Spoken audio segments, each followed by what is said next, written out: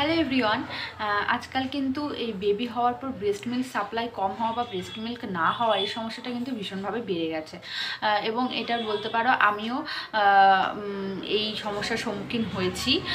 এবং আমার breast milk না হওয়া থেকে ব্রেস্ট মিল্ক হওয়ার যে জার্নিটা সেটা তোমাদের সাথে আজকে আমি শেয়ার করব। পরবর্তীতে কিন্তু আমার বেবি ব্রেস্ট মিল্ক পায় এবং কিভাবে সেটা পায় সেটা তোমাদের সাথে শেয়ার করব। এবং যাদের এখনও বেবি হয়নি, সামনে বেবি হবে, তারা যদি ভিডিও দেখে থাকো সেটা তো খুবই ভালো হয়, তাদেরকে আমি কিছু টিপস দেবো।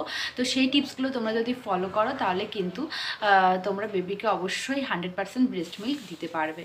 তো চলো ভিডিও শুরু করা যায়। অনেকেই কিন্তু মনে করো যে প্রেগনেন্সির সময় বা প্রেগনেন্সির পরে ভালো ভালো খাবার খেলেই কিন্তু ব্রেস্ট মিল্ক ভালো হবে, এমনটা কিন্তু নয়। অ্যাকচুয়ালি আমাদের শরীরে প্রোল্যাক্টিন হরমোন যত ভালোভাবে ক্ষরিত হবে, যত ভালো রিলিজ হবে প্রোল্যাক্টিন হরমোন, তত কিন্তু ব্রেস্ট মিল্ক সাপ্লাইও ভালো হবে। তো সেই ক্ষেত্রে প্রোল্যাক্টিন হরমোন রিলিজ হওয়ারও কিছু কারণ থাকে বা রিলিজ না হওয়ারও কিছু কারণ থাকে, সেগুলো আমি তোমাদেরকে বলবো। তো প্রথমেই বলি যে যাদের বেবি এখনও হয়নি, হয়তো সামনেই ডেলিভারি হবে, তারা যদি ভিডিও দেখে থাকো তাদেরকে বলবো যে তোমরা কি কি টিপস ফলো করতে পারো। প্রথম 1 নাম্বার বলি যে তোমাদের যাদের বেবি হবে তারা কিন্তু যেদিন বেবি হবে সেদিনই বেবিকে দিয়ে ব্রেস্ট মিল্ক টানাবে।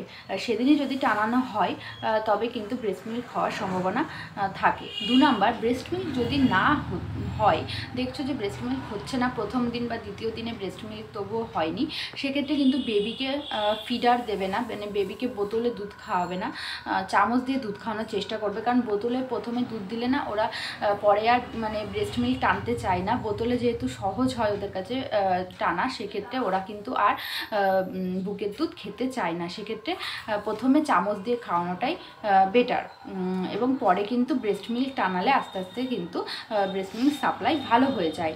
তো 3 নাম্বার বলি, 3 নাম্বার হচ্ছে মায়ের কাছে বাচ্চাকে রাখা। মায়ের কাছে যত বাচ্চা থাকবে তত কিন্তু বলতে পারো এটা একটা ইমোশনাল ব্যাপার, যে হরমোন রিলিজও কিন্তু ভালো হয় যখন বাচ্চা মায়ের কাছে থাকে। প্রোল্যাক্টিন যে হরমোন সেটা কিন্তু রিলিজ ভালো হয় এবং ব্রেস্ট মিল্ক সাপ্লাই কিন্তু ভালো হয়। 4 নাম্বার যেটা খুব ইম্পর্টেন্ট সেটা হচ্ছে ব্রেস্ট মিল্ক হচ্ছে না সেটা ভেবে আমরা সবাই খুব চিন্তিত হই। তো টেনশন কিন্তু ওই হরমোন রিলিজের জন্য বাধা দেয়, মানে যত টেনশন করবে তত কিন্তু হরমোন রিলিজে বাধা পাবে। তো সেক্ষেত্রে কিন্তু টেনশন করা যাবে না। নাম্বার, প্রথম দিকে ব্রেস্ট মিল্ক সাপ্লাই ঠিকঠাক না হলেও আস্তে আস্তে বেবিকে দিয়ে টানাতে টানাতে কিন্তু ব্রেস্ট মিল্ক সাপ্লাই ঠিকঠাক হয়ে যায়। তো সেক্ষেত্রে প্রত্যেক 2 ঘন্টা অন্তর অন্তর অবশ্যই বেবিকে দিয়ে ব্রেস্ট মিল্ক টানাবে। যদিও তখন না হওয়ার কারণে তোমাকে হয়তো বাইরের দুধ খাওয়াতে হচ্ছে, ফর্মুলা মিল্ক খাওয়াতে হচ্ছে, তবুও কিন্তু ফর্মুলা মিল্ক খাওয়ানোর সাথে সাথেই কিন্তু প্রত্যেক 2 ঘন্টা পর পর বেবিকে দিয়ে ব্রেস্ট মিল্ক টানাবে।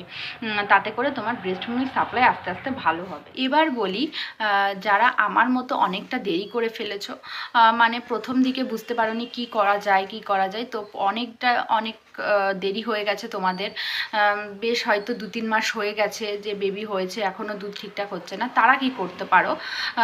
তারা যেটা করতে পারো, আমি যেটা করেছি সেটা হচ্ছে আমাকে ডক্টর একটা হার্বস দিয়ে তৈরি দুধের সাথে খেতে হয় এমন একটা গুঁড়ো দিয়েছিল, যেটা ল্যাকটোনিক বলে বিভিন্ন রকমের হার্বস দিয়ে তৈরি। সেটা আমি দুধের সাথে সারাদিনে 2 বার করে খেতাম।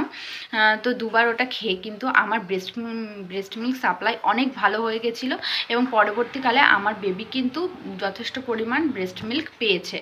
তো যাদের দেরি হয়ে গেছে তারা ওটা খেতে পারো এবং সাথে সাথে বেবিকে দিয়ে বারবার করে দুধ টানাতে হবে। যত তাড়াতাড়ি পারবে ডক্টরের সাথে কনসাল্ট করবে, এবং ডক্টরকে বললে অনেক সময় ডক্টর মেডিসিনও দেয় ব্রেস্ট মিল্ক ভালো হওয়ার জন্য।